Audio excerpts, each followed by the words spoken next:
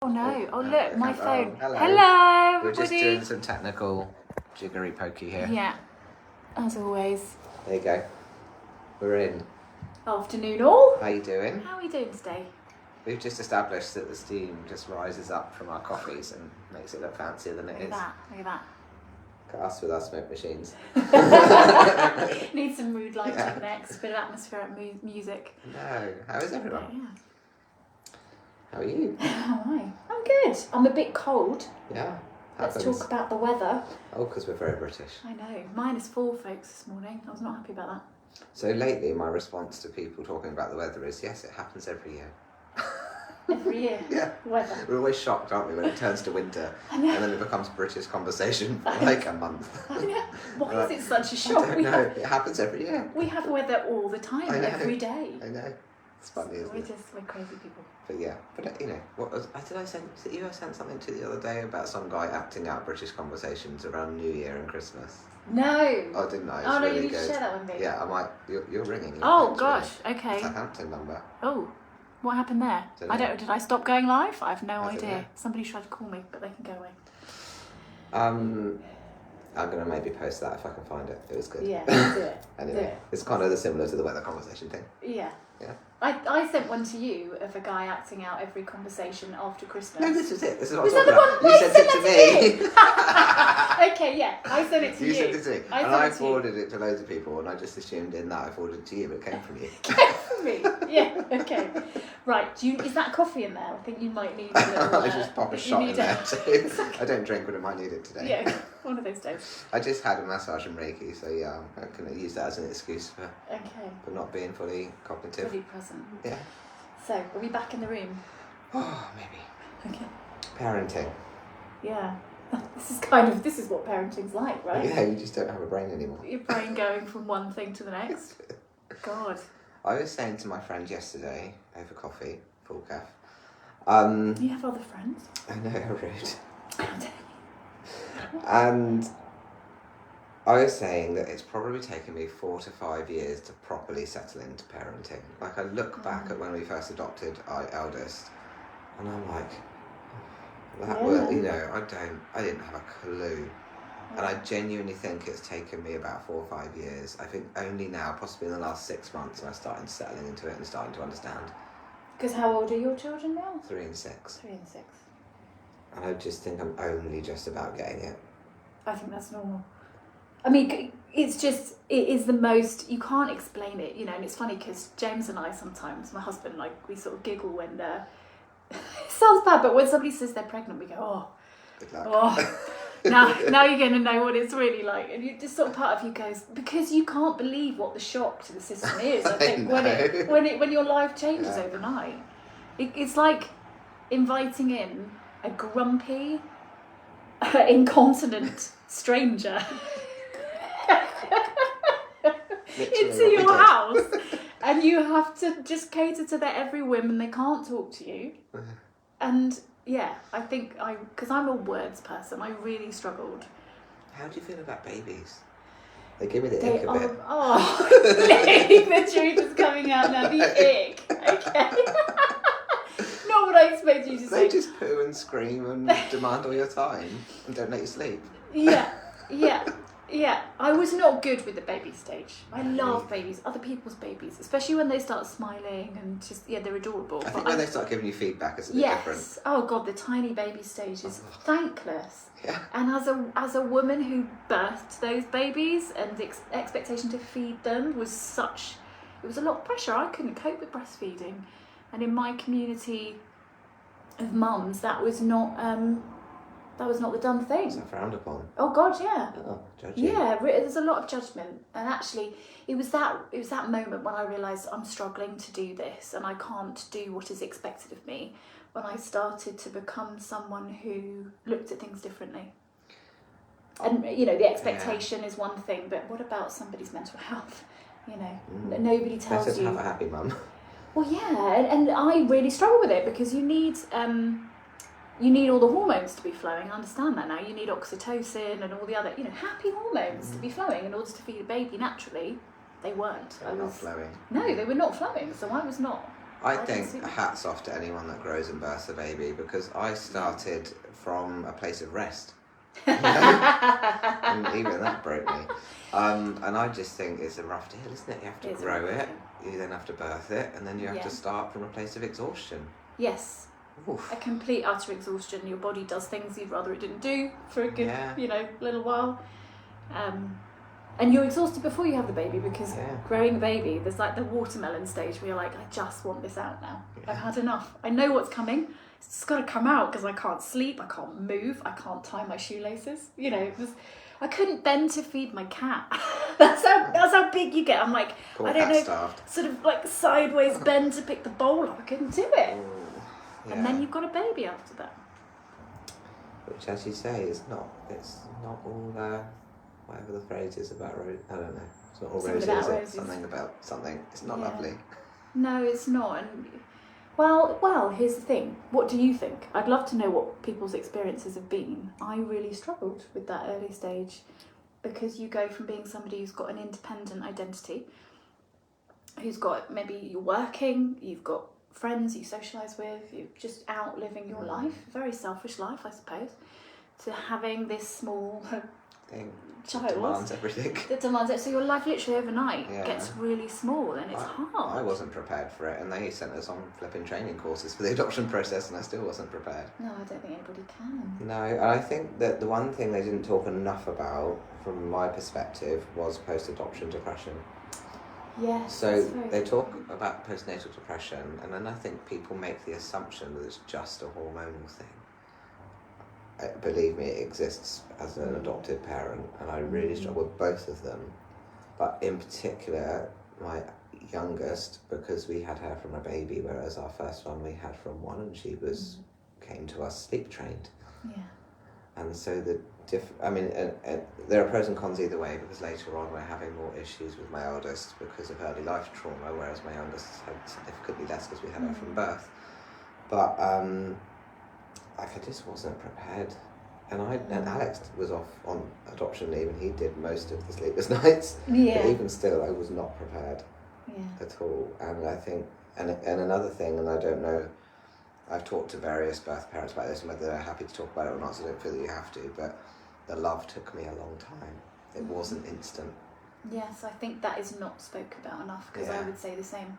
I'm in the rest of my life, when it comes to, partner, my husband and friends, I take a while to form a bond with somebody. I think you get, I don't know if you felt this, I felt very protective, like this kind of lioness with her cubs, like that's totally, don't harm this little child of mine. But the love, the genuine sort of, wasn't there, for me, that comes from connection, which comes from knowing the individual. And you don't know, because babies are babies. You don't have a personality yet. You don't, Yeah, I think that's more normal. Again, what do you think about that? I think it's more normal. Yeah, than people talk about. Yeah. I'm sure there are some people that have instant love. I mean, Alex did with both our kids. Oh, does he? But he was always the one that wanted children. Yeah. Not, So for me, my life was, if I have them, great. If I don't, also really, I wasn't necessarily phased either way. But before I went on our first date, Alex was like, if you don't want children, I'm not going to go on a date with you. Yeah. I was like, all right. Okay. What are you supposed to say to that? Talk about pressure. I know, yeah. Oh, I like that honesty. Well, I guess it's true. It's refreshing, other than these people that play silly dating games and must wait 3 days for this and do that and don't text them back straight away and these silly rules. I'm just like, lay it out on the table. You know what you're working with them. Fair enough. Gosh, there's a lot of pressure though. Whichever way you look at it, honest or not, there's a lot of pressure to think about. Oh my God, what do I want from my life before I go on a date? Yeah. Kind of liked it. Okay. Worked for me. Good. Yeah. Well, here I am, 2 children later. And there you are. Big bags under my eyes and a few more grey hairs. But There we go, exactly. I'm lucky I don't really have any greys just yet. That's because I dye my hair. I recommend it. So now, parenting, now you've got past the baby stage. Yeah, I feel like I'm settling into it now. Yeah. I actually quite enjoy the children now, which is nice. Yeah. Good, it's always a bonus. Yeah. Do you find it difficult? Because something I struggle with is just sort of balancing my life and what I want for myself with being a parent. The sort of thinking, so at the moment I'm launching my new business. It's coming soon, which we talk about and you tease me about very, very wisely. So it's in my head a lot. Yeah, I said tease. It's a tease. But, you know, it's in my head a lot, and I'm sort of balancing that and making sure I look after the kids' welfare and then doing the practical stuff like clubs and getting It's to like school. having 2 full-time jobs at least.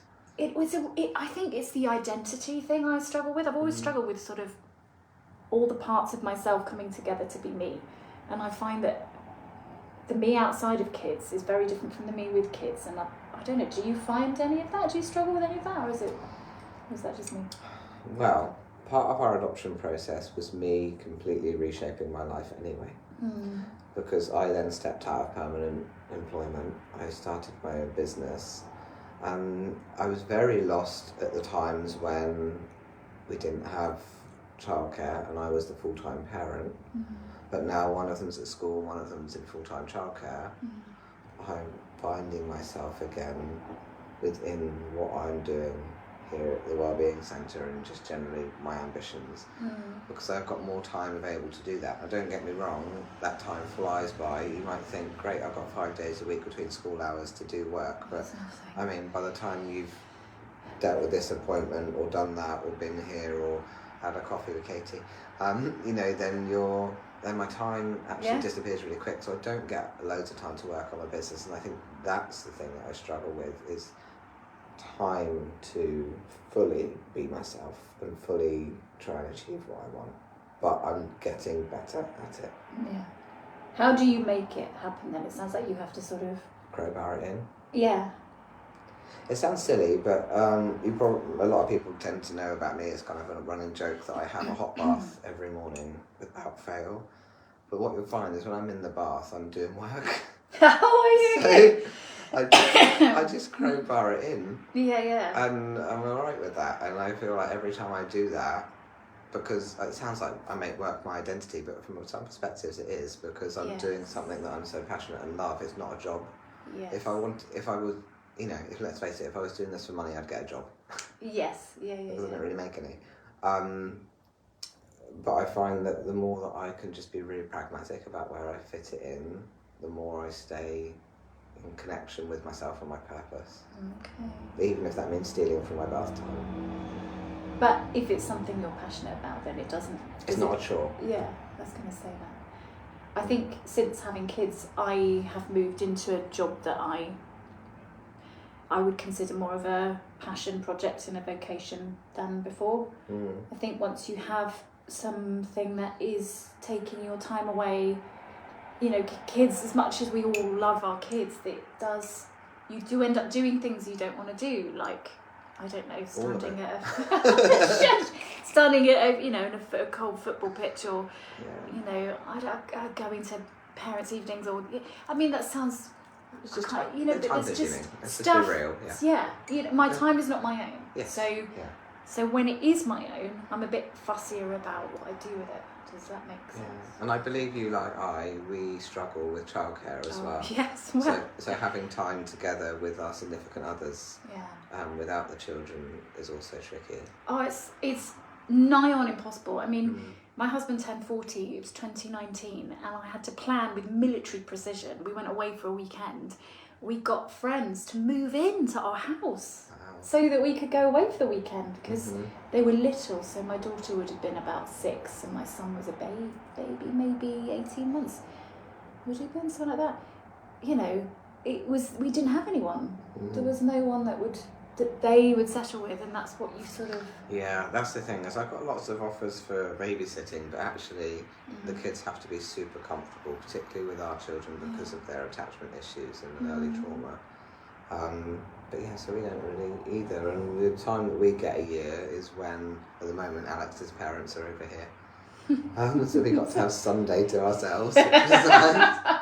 But that's international babysitting. International travel for babysitting. Yeah. That's kind of extreme. That's when we go. But I know. Yeah, and occasionally my mum will do an evening so that we can go to the cinema or something, but it's occasionally. But yeah, well, we need to work on that. We'll figure something out. Swap children. Swap children. I feel about having 4 all at once, though. Yeah, well, Yeah. Proper crowd control. We'll talk about it. We'll talk about it. We'll get a cage. Okay. Just a mobile phone is fine. One of mine at least, with like a mobile phone, and then yeah. But yeah, so it's difficult juggling the person you are, I think, and what you want to do with the demands of parenting. I'd love to know what you guys all think and what you find sort of challenging or interesting about all of this. My question would be, maybe this is to you, maybe it's to the audience as well, but what one thing, or maybe more than one thing, do you think people don't talk about enough when it comes to parenting that would really help you relieve any stresses or worries or loneliness? Loneliness is a big thing for parents. Well, what you said before about taking time to bond, I think is something that we do need to talk about more. But when you said loneliness, that made me think of, I did feel very lonely in those early days. Because it's much better now mine are at school, because I've got the lovely school mums and, you know, the routine of going to school and chatting to people and all that sort of stuff. Before then, I spent so much time alone. Literally just in the house with the children. It's not healthy, and I don't think that's actually how we're supposed to be. When you look at other cultures, It takes a village to raise a child. Yeah, absolutely. We're just alone. We often talk about not having a village. We don't, yeah, without a village. Something you said about, you know, it's nice that you have the school mums and stuff. That's something I've really struggled with as a man. I think it feels it's very much a mum's club out there.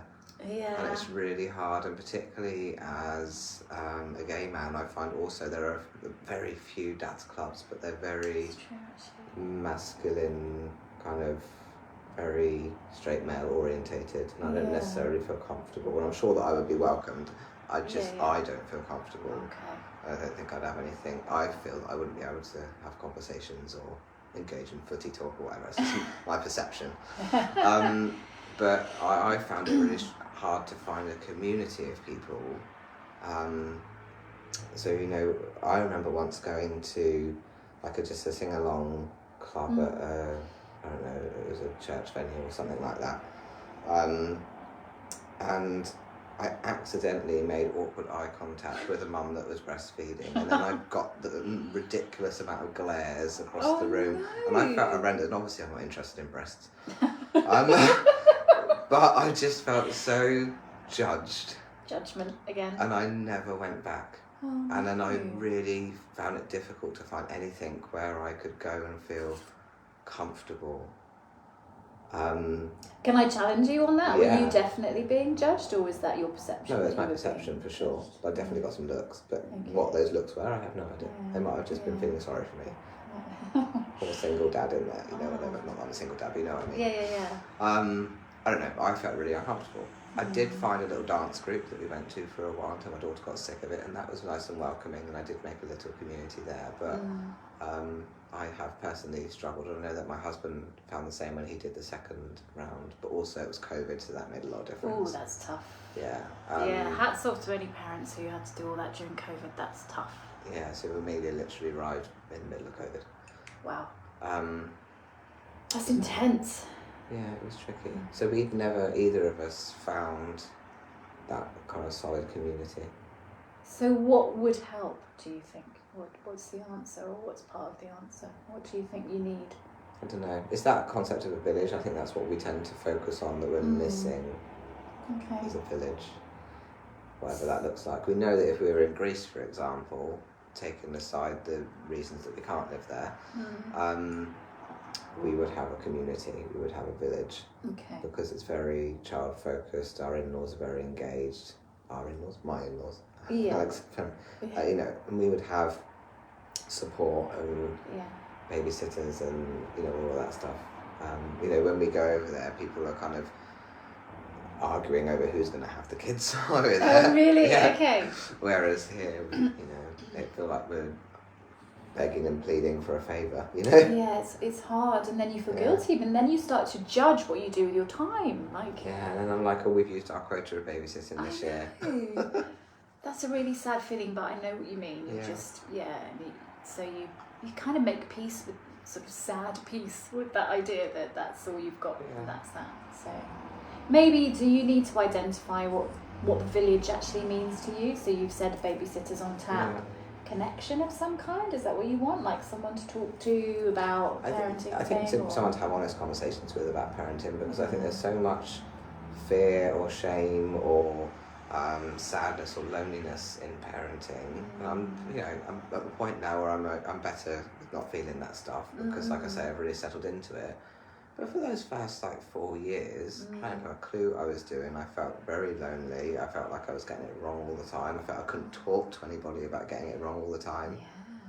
Yeah. And then I was particularly judged by my best friend, former best friend, who doesn't have children, and but that aside, and that was really painful.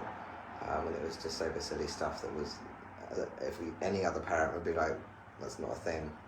But that, so all of that all kind of made me feel a lot of shame, and like I was getting it wrong all the time. And we had a lot of interaction with social workers because they're adopted.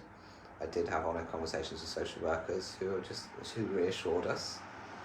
But that doesn't stop it when you don't have other people that are going through the same thing to talk about it with. Yeah. Does that make sense? Yeah, absolutely. It's not the same as someone who's at the same point as you in the journey. Yeah, a lot of social workers don't even have children either. Oh, really? Okay. Yeah. It's interesting what you just said about not feeling you could tell the truth about it. And I shared that quote, was it? And we both liked it, telling the truth about what it's like to be alive and how that sort of thing really appeals to us.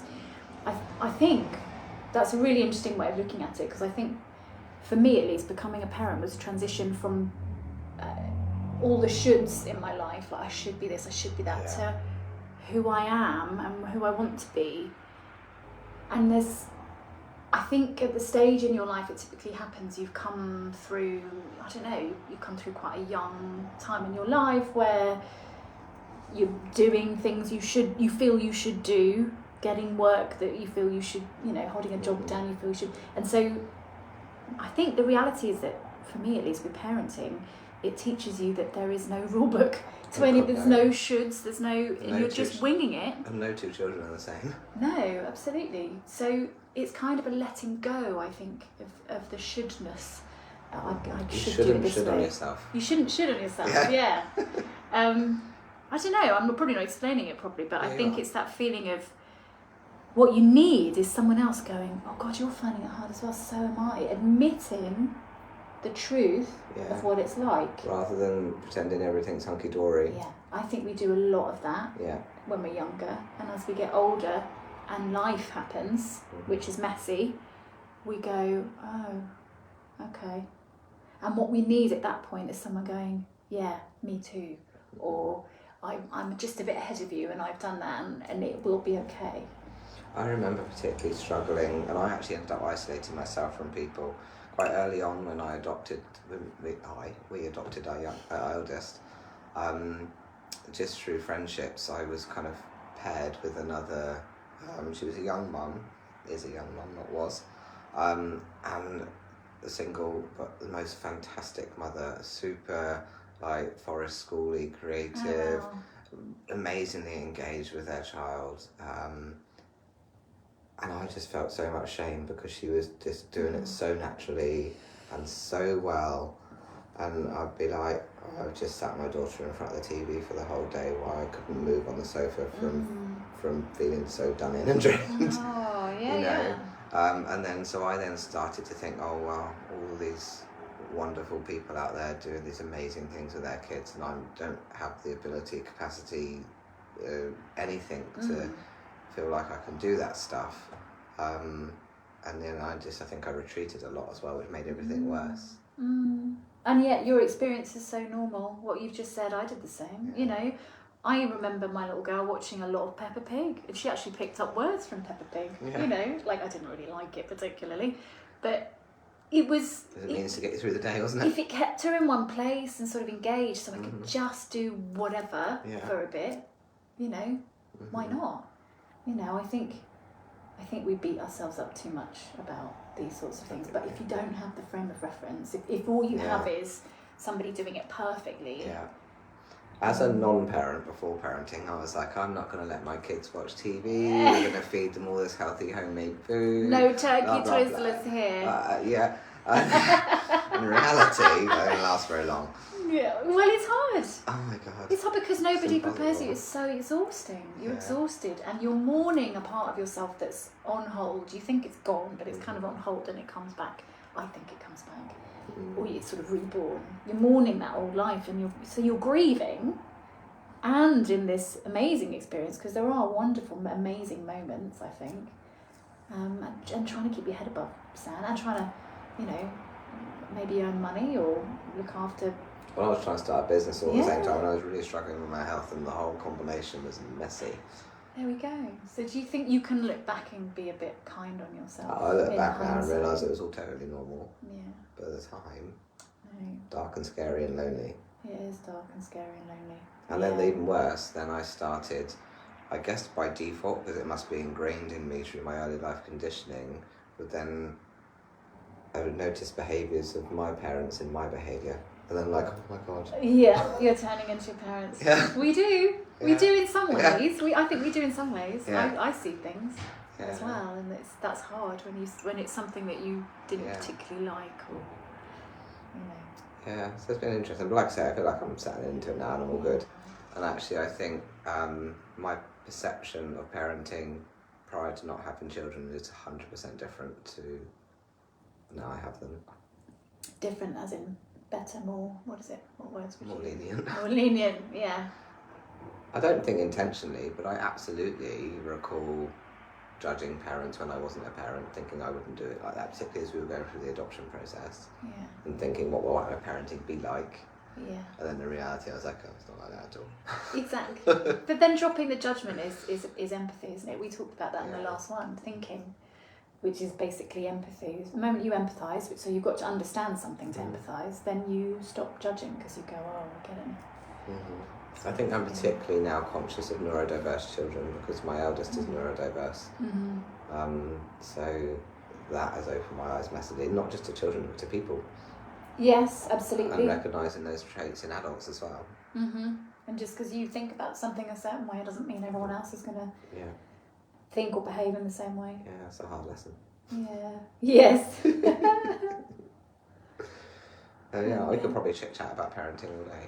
We could, Well, but we actually have kids that we need to go and pick up from various places We do, very yes. soon, so probably should stop at some point. But you let us know how you feel about this topic because it's vast and there are so many areas of it we can explore. And so if you resonate with it or you want more around this, then I'm sure we would be happy to do that. Oh yes, we can wax lyrical about parenting. And also if there's anything you think needs to be brought out, what do we need to be talking about when it comes to parenting we're not talking about? Really want to know. Yeah.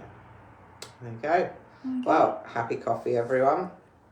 Cheers. And we will see you next week at some point. We'll let you know. Bye. Bye.